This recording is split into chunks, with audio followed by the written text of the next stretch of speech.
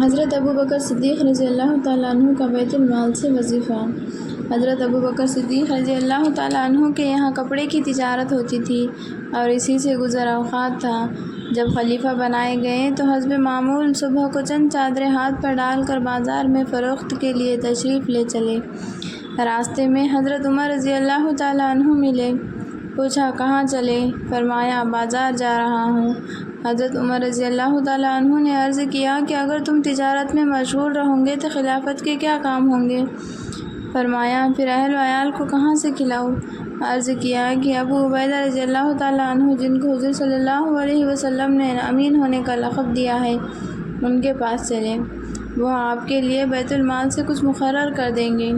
دونوں حضرات ان کے پاس تشریف لے گئے تو انہوں نے ایک مہاجر کو جو اوسطاً ملتا تھا، نہ کم تھا نہ زیادہ، وہ مقرر فرما دیا۔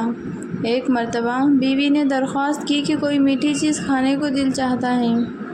حضرت ابوبکر صدیق رضی اللہ تعالیٰ عنہ نے فرمایا کہ میرے پاس تو دام نہیں کہ خریدوں۔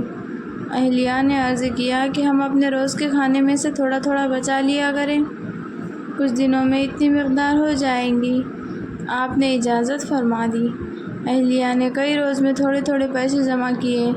آپ نے فرمایا کہ تجربے سے ہمیں یہ معلوم ہوا کہ اتنی مقدار ہمیں بیت المال سے زیادہ ملتی ہے، اس لیے جو اہلیہ نے جمع کیا تھا وہ بھی بیت المال میں جمع کر دیا اور آئندہ کے لیے اتنی مقدار جتنا انہوں نے روزانہ جمع کیا تھا اپنی تنخواہ میں سے کم کر دیا۔ اتنے بڑے خلیفہ اور بادشاہ پہلے سے ہی اپنی تجارت بھی کرتے تھے اور وہ ضروریات کو کافی بھی تھی، جیسا کہ اس اعلان سے معلوم ہوتا ہے جو بخاری میں حضرت عائشہ رضی اللہ تعالیٰ عنہا سے مروی ہے کہ جب حضرت ابوبکر صدیق رضی اللہ تعالیٰ عنہ خلیفہ بنائے گئے تو آپ نے فرمایا کہ میری قوم کو یہ بات معلوم ہے کہ میرا پیشہ تجارت میرے اہل و عیال کے خرچ کو ناکافی نہیں تھا، لیکن اب خلافت کی وجہ سے مسلمانوں کے کاروبار میں مشغولی ہے، اس لیے بیت المال سے میرے اہل و عیال کا کھانا مقرر ہوگا۔ اس کے باوجود حضرت ابوبکر صدیق رضی اللہ تعالیٰ عنہ کا وصال ہونے لگا تو حضرت عائشہ رضی اللہ تعالیٰ عنہا کو وصیت فرمائی کہ میری ضرورتوں میں سے جو چیزیں بیت المال کی ہے وہ میرے بعد آنے والے خلیفہ کے حوالے کر دی جائیں۔